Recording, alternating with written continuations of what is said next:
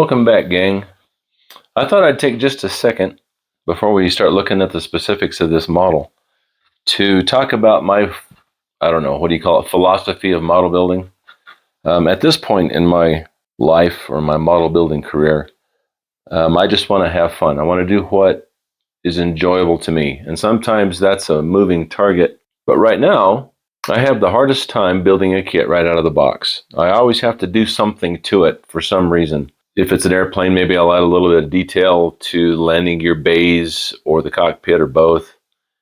Maybe I'll scribe some panel lines that were raised or this kind of thinking, and keeping in mind that I really enjoy scratch building stuff for the, I guess, to help detail these models. I don't shy away from it. So what does that mean? That means I like to build older kits sometimes that need more work than a brand new kit that sometimes has what we used to call the full meal deal, has all the photo etch and resin or whatever in it, so you don't really need to do anything other than clean up some parts and glue them together. What I enjoy doing a little more might be exemplified in this old Tamiya kit. Let's see if I can show you the box art. So a lot of you are probably familiar with this. This one is the 1975 version. They have a newer one out that I happen to have a copy of here. Let me get the box top. So this one is the newer version from the earlier 2000s, 2006, I think it is. Comes with a photo etch barrel and an aluminum barrel and photo etch screen up there for the anti-hand grenade, whatever you want to call it, screen that you can open up on top of the turret, which looks a lot better than the old mesh that the old kit came with. This is just too thick and heavy. So what am I doing to this kit? I started digging around and looking at things. I happen to have a book from, I think Uwe Feist was one of the ones that wrote it. Let's see what it says. Uwe Feist and Robert Johnson. Anyway, this is the book. Really a cool book. Stackpole Books is the one that I believe publishes it. I don't have any kind of permission to use any pictures out of the book, so I'll just talk to you about them. But looking through the book, there's all sorts of details that this little armored car, Sd.Kfz 222, all sorts of details that you can add to this little Tamiya kit that the kit, of course, doesn't come with. They give you almost nothing for the interior. And since it has a big turret up here, I decided you might want to be able to see some stuff in there. And one of the first things I looked at was the gun. Now this kit, according to what I've read, is a later variant, Ausführung B-5, I believe. And I'm going to put this in Africa for the Africa Corps. And I don't know if they used that variant there. And frankly, I don't care. I really love Africa Corps stuff. So that's what this one will end up with. But the gun that Tamiya put in this kit is an earlier version. The later version has all sorts of neat stuff that you can add onto it. So here's what the directions, I'll get it over here where you can see it. Here's what the directions look like. It's a pretty good depiction of the parts. And you'll notice that it's very simple. Although this I believe is supposed to be the earlier version of that 20 millimeter cannon. It should be, from everything I read, the later version. And it comes with these two big padded looking bucket seats, which of course this version of the gun doesn't have. Has a different, like a combined aiming wheel, steering wheel looking things that this one does not depict. So I decided, based on some of the pictures I've seen, to try and do a little scratch building. Here's what the kit gives you. And you can see those big clunky seats. And this is part of the carriage. I'm not sure. This part has something to do with the elevation, I believe. It goes up above the gun.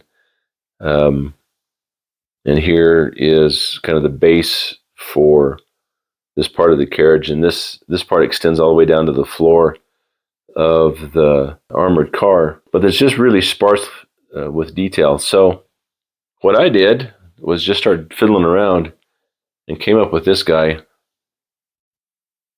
So you can see that one of the things that the kit gun is missing is this support right here. And this guy right here attaches to the back of the turret.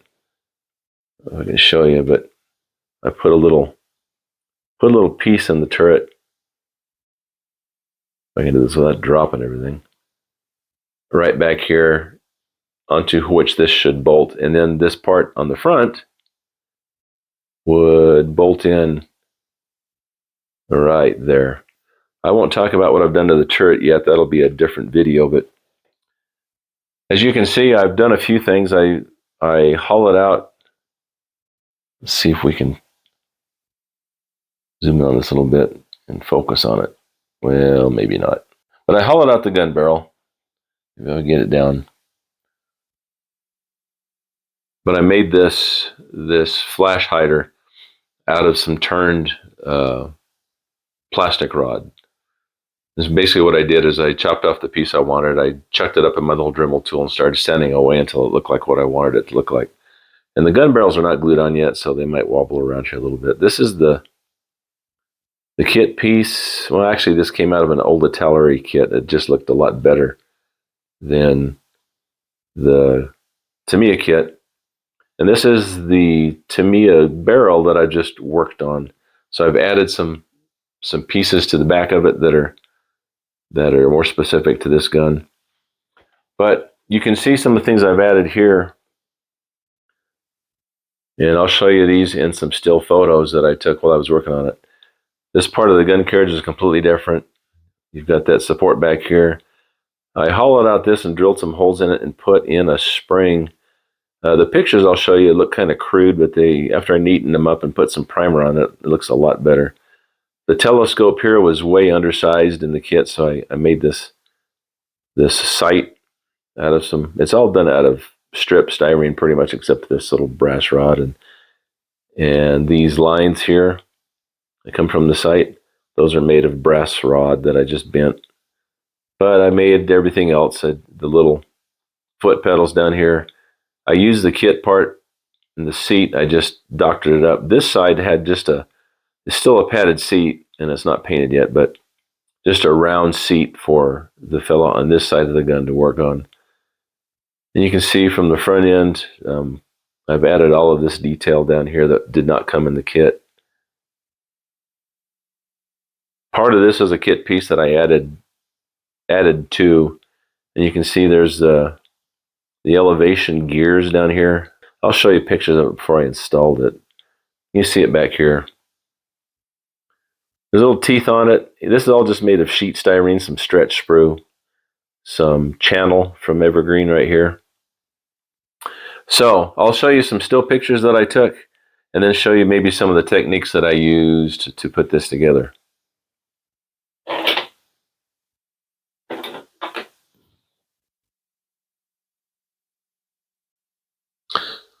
So let me show you how I started work on the gun cradle.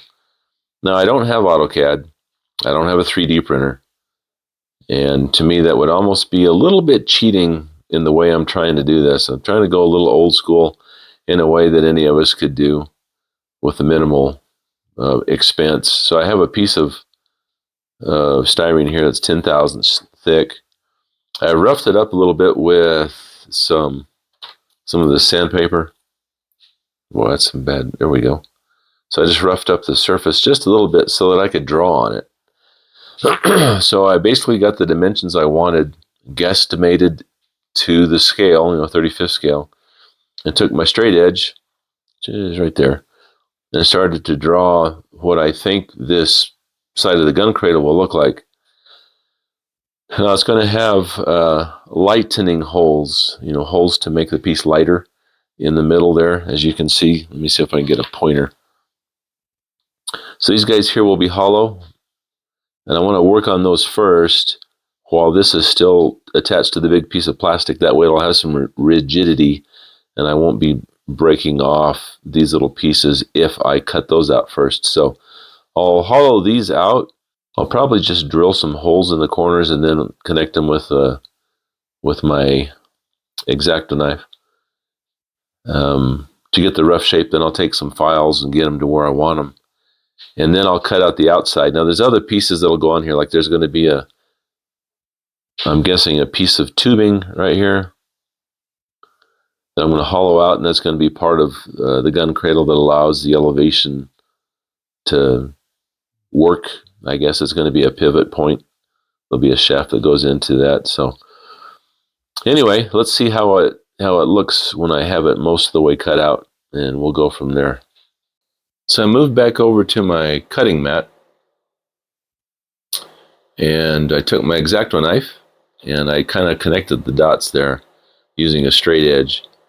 And it still looks pretty crappy, so I'm going to take some of these files. So I've got a couple, a little square file, a flat file, and a round file, and I'm going to enlarge these holes and get them to where I think they should be. So I think we're at the point now where I can start to cut this piece out from that sheet of styrene. I'll turn it over. So there's how it looks from the back side, give you a better idea without all my scribbling on there. So I'm going to go ahead and cut out the perimeter, the outside of this piece, and start to design some of the other structural parts that kind of make this a three-dimensional piece.